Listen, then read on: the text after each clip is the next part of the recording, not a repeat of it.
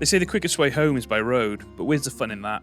This is my journey paddling 138 miles from Glasbury, down through valleys, villages, even slipping into England for a cheeky visit before tackling the mighty Bristol Channel, which just so happens to have the second largest tidal range on Earth.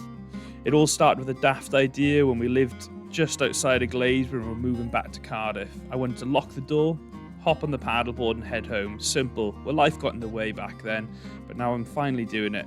4 days, 1 paddleboard and a lot of water between me and home. This is the long paddle home.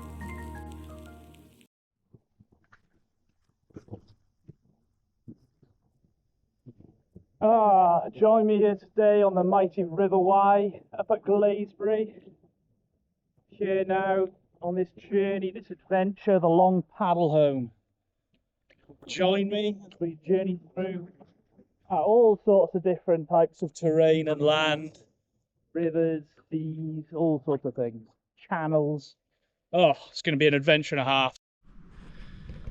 Oh, I am half a mile in and I've spent the whole time on my knees battling into a headwind. So yeah, there's still a bit of flow in the river. It's quite low at the moment, so I'm not going to get tons of assistance from the river, but we are cruising along. Oh, it's definitely a lot sweatier than I was thinking, but we're good. Oh wow, a little kingfisher just shot across in front of us. Oh yeah, it's pretty cool. Oh, smudge on the lens as always. Oh, there we go.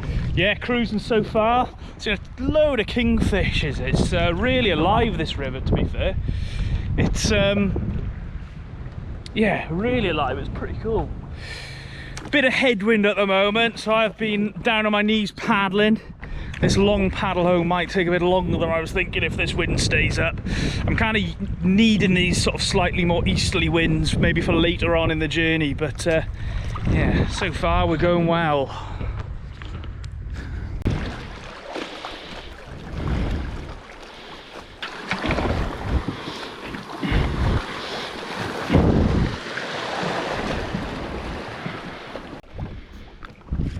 Oh, it was quite a fun, techie little section there.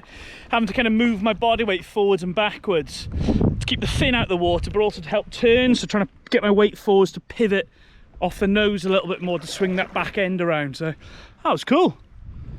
Plenty, hopefully tons more rapids like this to come.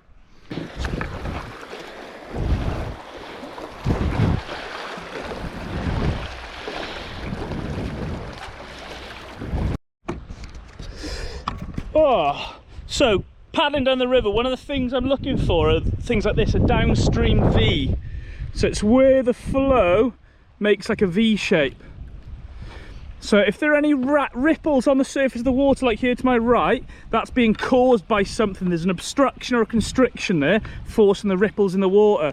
Whereas with that downstream V is there, that's going to be the deepest path, the deepest channel. So that's what I want to be following on my paddleboard to avoid scraping my fin along the floor.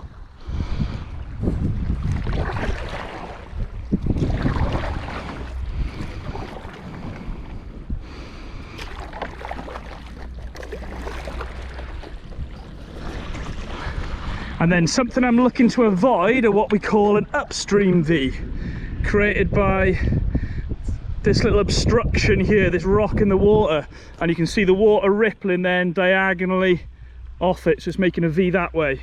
So I know there's an obstruction at the top of the V that I want to avoid.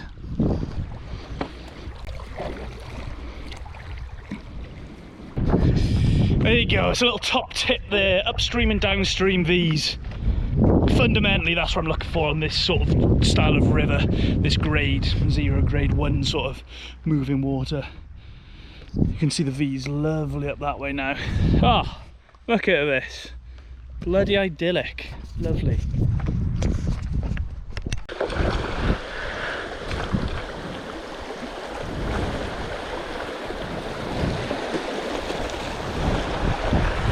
Nice, yeah, just heading through here. So as you can see, I've got my weight quite really far to the front of my board, and that's just to try and keep my fin up so it doesn't clatter on the floor and put me off balance.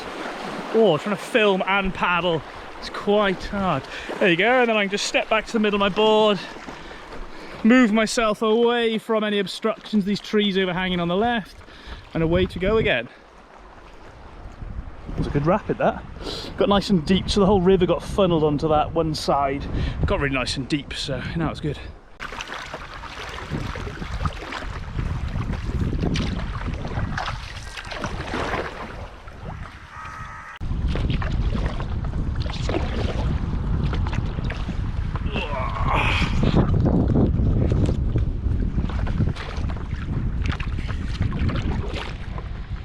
Travelling into these headwinds, it's just easier to get down onto the knees, just because then I'm not using, my body isn't creating a giant sail.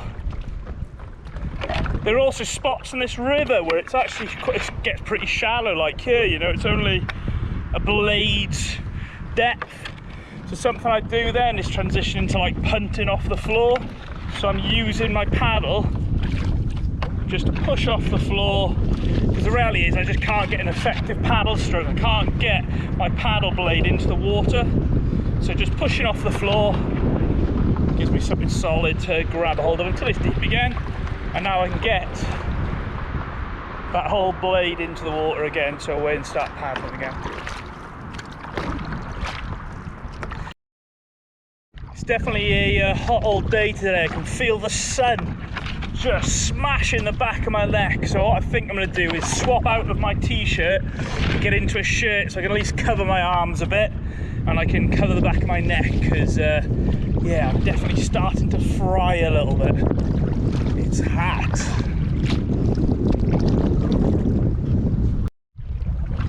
Ah, there we go. That's better.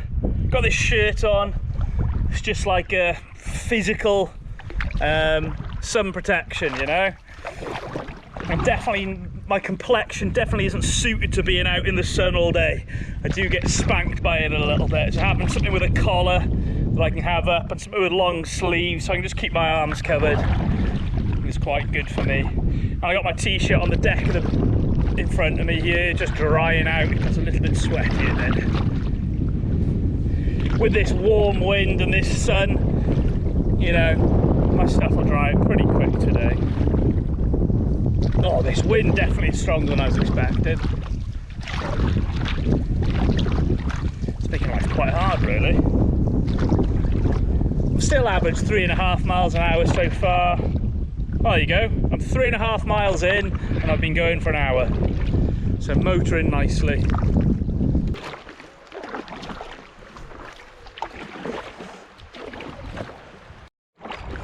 Nice, yeah, I've just swapped over to this lighter weight paddle. I was using my Werner Zen, which is a pretty heavy duty paddle, a big fiberglass blade on it, designed for, you know, smashing off stuff. It's my main white water sort of blade. And I've swapped into my Blackfish Sailfish 460, which is a real small little blade. But I love it for these sort of things, these bigger expeditions, and also when I'm, you know, paddling a big heavy board. It just reduces the pressure on my body. You know, like I'm going to be paddling for whatever, 10 hours a day for the next week or something. So having something that just reduces, it's like dropping down the gears on a bike, it is. You know, and getting to a nice low gear or high gear, whatever way it works. So I can pedal away and paddle away nice and easy. So that's what it is, and it's also exceptionally light as well. So it's just reducing that pressure on my body. What I will be wary of is pushing off the floor though, punting off the floor. It's, you know, it's definitely not as hardy and as hard wearing as that might be, as my other paddle is.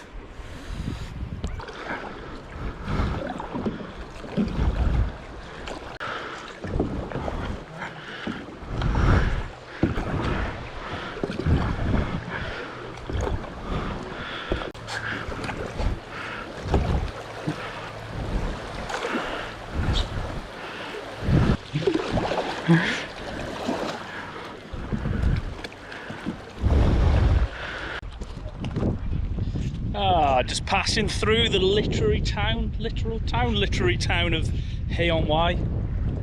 We are 5.5 miles in. What a lovely day. People out fishing, people out swimming in the river, people out canoeing and kayaking. Bloody lovely.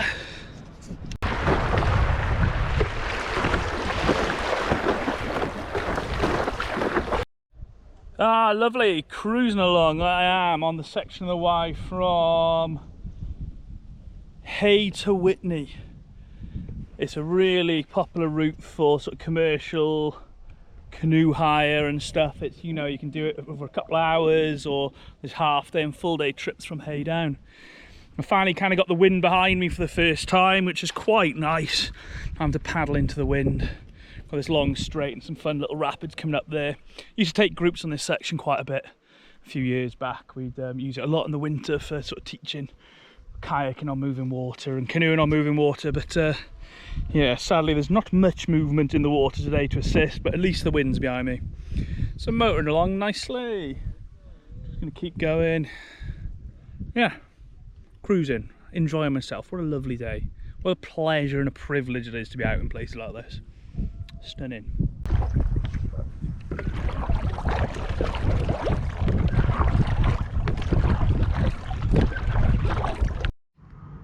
Hey, so just cruising under Witney Toll Bridge here. It's a pretty cool wooden bridge. Yeah, and this, been working, battling quite hard heading into this headwind for the last hour and a half. It's been quite hard work. So I'm hoping now this is what we know. 4 o'clock, so the sun's is starting to drop now. So hopefully as the sun drops, that wind will drop a little bit as well. Kind of looking forward to dusk on the river, to be honest with you. Just see, that's when you get a lot of the animals coming out. You know, we might see some otters, might see some fish jumping, just cool little things like that. So yeah, looking forward to that. But yeah, cruising along nicely. A little bit of flow here. Hopefully this flow kind of continues. So when there's no flow, that's really hard work. But no flow and a headwind. Ugh. But yeah, no, going well. Oh, there you go. You can hear a vehicle just crossing over the toll bridge there. God, it feels so dodgy being sat underneath it. Very cool though.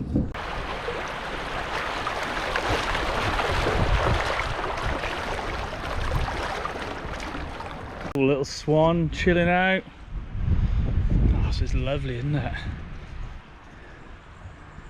Just cruising down the River Wye.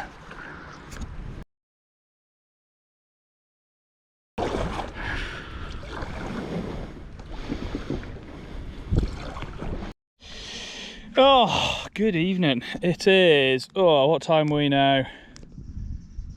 Oh, 22:05 in the evening. Oh, shit on the lens, there we go. 25 into the evening, 22:05 in the evening. I've just pulled up now onto this little concrete thing. It's a beautiful evening. I'm starting to get a bit hungry, so what I've done is I've got my first sort of load of evening food on the go. What I tend to do sometimes on trips, sorry, let me just clear that lens again.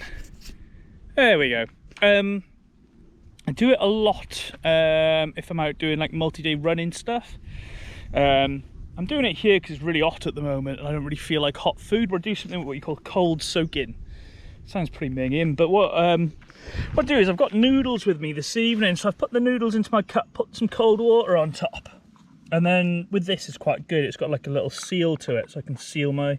So I might put a little bit more water in there actually. Ooh, that might be a bit too much water now. And then what I can do is I can seal it in there in this little with this little lid. Oh, that's a two-hand job. But what I can do, what I'm going to do is I'll seal it in there and then I'll let it kind of soak in there then for about 30-40 minutes before eating it. So that time it'll give the noodles a chance to kind of soften up and things. And it's just a way of me, instead of me having to stop and cook, you know, get a stove out. I've got one with me, but instead of me having to get a stove out, wait for water to boil, put it in, you know, and the sort of time that takes, I can just sort of bash some stuff in a little pot. And I could eat, if I wanted to, I could have done this while I was on the river float. It's just there's a bit of wind, so I couldn't have paddled and done this at the same time. So I just pulled over. And it also gives me a chance to just stretch my legs a little bit as well. Yeah, so I've got, and I do first round of that. I've got like a load of nuts and mixed fruit and stuff like that.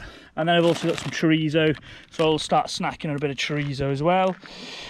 And then I'm gonna, I don't know, just keep paddling until I kind of can't be arsed anymore really. And then I'll sort of pull over for the night. I kind of don't think I got going until about, I don't know, 12:30, 1 o'clock, something like that, really. So I haven't been going for too long. Didn't want to burn myself out on day 1 of the long paddle home. Oh, brilliant. So cool getting to do stuff like this. I do love it. It is very good, and I am very lucky. Fab. All right then, yeah, I'm going to sort out some food and then get going again. I do love these little islands that kind of appear. So this would have been scoured clear by the river when it floods over winter. You know, even over summer, you know, with the sort of climate change we're getting now. And what it's also carved these giant big mud banks like this, which is pretty cool. So you're looking at here, like, you know, thousands of years of history. Oh, fish just jumped there. Yeah, thousands of years of history, and you can see, you know, debris from what would have been glaciation probably right at the bottom there with all the lumps of rock in it. It's very cool. Oh, you can actually see the layers in it. Yeah, so each of those layers could have been a flood at some point that would have come through and deposited some of this, some mud and debris. I may be chatting absolute bollocks, which is probably quite true. There'll probably be someone out there that can inform me otherwise, and I'm always happy to learn. But yeah, it's really cool. So that's my plan. Is I'm probably going to keep going for a few more hours until I can find, you know, a big beach like that. I'll pull myself up and kind of, you know, turn that into my camp for the night, I think. So still some fun little rapids. The last section's been quite flat, so it's nice to get back on some water that's actually moving like this. The flat bits, especially with the wind that was blowing earlier, were much harder work than I wanted them to be. But yeah, it's looking now, the sun's kind of still pretty high. It's still pretty hot and sweaty and sunburny. I might have some sunburnt calves, but we'll find out later on. Just yeah, fun little rapids like this.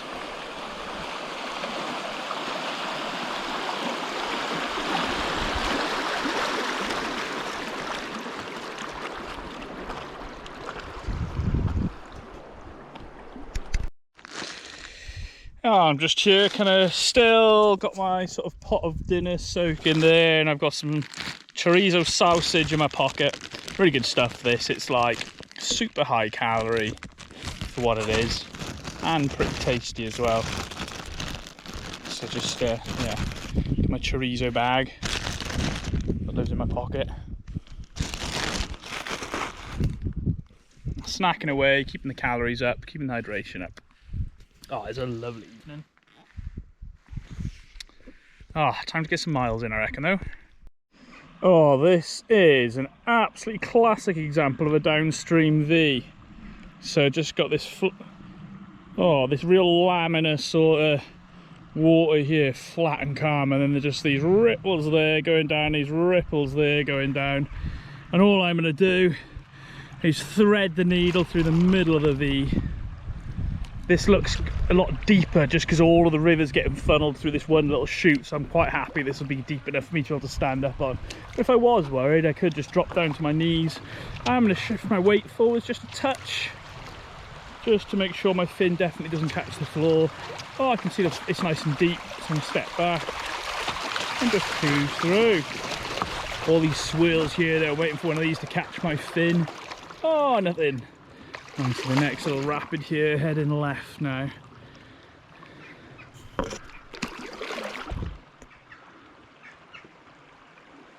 So I need to tuck in, there's a little bit of wood in the middle of the flow there. I'm going to tuck just left of that and then push back right. Oh, this is shallow, so I'm getting down for this. Oh, I might have ground out completely. Oh, like that. Too much filming and chatting. I'm not enough position. Yeah, I would have been right. Tuck it in closer to that. Never mind, we're through though.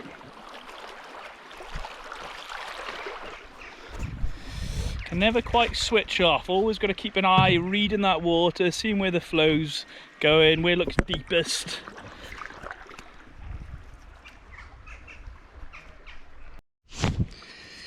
Oh, lovely. Yeah, just noodles are now fully absorbed water and are soft. So all I'm doing is just sat on the boat. So I'm sat on the board, so I'm kind of floating continually while I'm eating. I know I'm not going to gain much ground, but it's kind of like a little bit about, you know, just keeping moving forwards nice and easy. It's also quite a nice place to sit and chill, really. I've got a bag behind me, so I can have a little lean against that. Bit of food and a chilling. Oh, it's going to be gorgeous. What a lovely way to have dinner.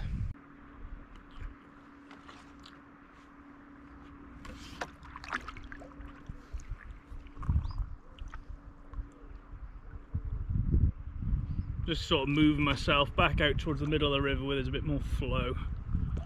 And then I can just sit and relax and eat some food. Still doing 1.5 miles an hour. Oh. Something is better than nothing.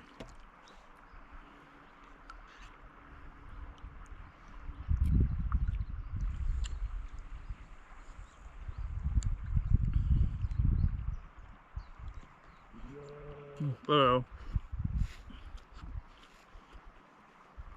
I definitely did overfill the pot a little bit.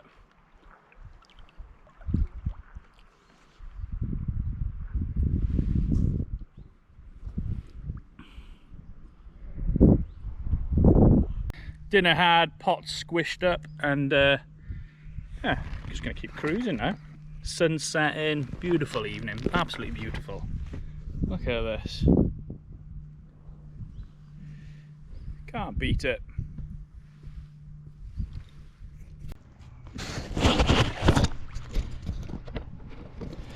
Oh, I'm not sure how well you can see it, but there's a tree trunk.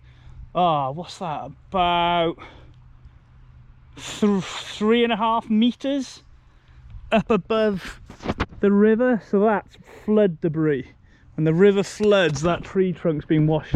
That, oh yeah, fallen down bit of tree has been washed up there.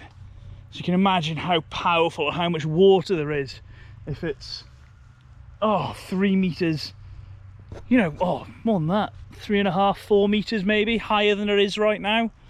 Oh, the volume and the speed of it. It'd be pretty wild. It'd be quite good fun. Pretty wild though. Just cruising. Lovely evening. Haven't seen any. I've seen schools of fish into the water, but I haven't seen many fish eating yet. I had that one jump earlier on. I was expecting to see more, to be honest with you. Yeah, just cruising through really. Probably just under an hour from a place called Brobury House, which is a launch point that I used to use when I was guiding some paddleboarding expeditions on the Wye. So yeah, I've not been via there in, I'll be about 3 years now. But yeah, so I'm looking forward to getting onto that section. And then there is a really nice campsite not too far from there from memory that we used to use quite often. That has like a big, there's wood-fired pizzas and there's maybe some drinks there. So I might actually go and stay in a campsite tonight and go and have a shower, because I'll be honest with you, I've sweated bullets today, sweated absolute pints. So it might be nice. Yeah, I'll see how I'm going and see what the time is really.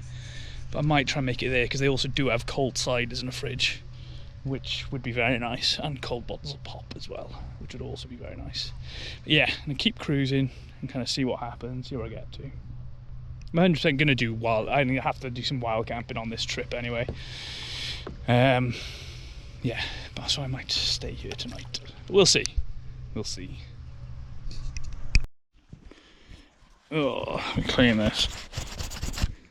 No, it's got few sand martin nests in the bank next to me. So what they do is burrow little holes into the bank, and that's where they make their nests. You can see them just here flying around, going in and out the little holes in the riverbank. So I don't know whether they're probably just heading out to feed now on the midges and the insects and the bugs. I do love this sort of time in the evening, this kind of like golden hour for that, you know, the wildlife you see. I haven't seen many fish jumping yet or eating, but you know, still some time. We're it's about 7 o'clock in the evening, so it's still about an hour and a half, 2 hours until sunset. But it is getting lovely, still quiet, no headwind. Oh, winner. You can see here how this rapid in front of us has formed due to the kind of bedrock slabs, and it's constricting the water down this little chute.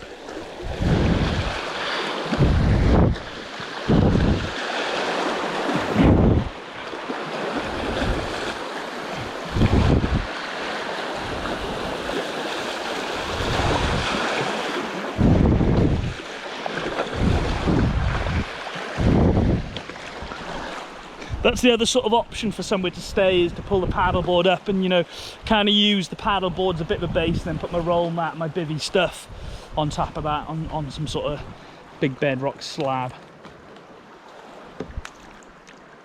So there's plenty of places to stay if you can be imaginative enough and creative enough. Oh, trees.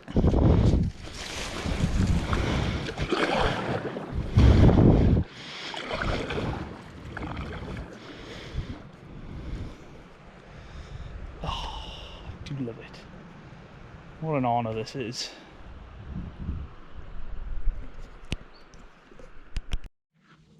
Good morning.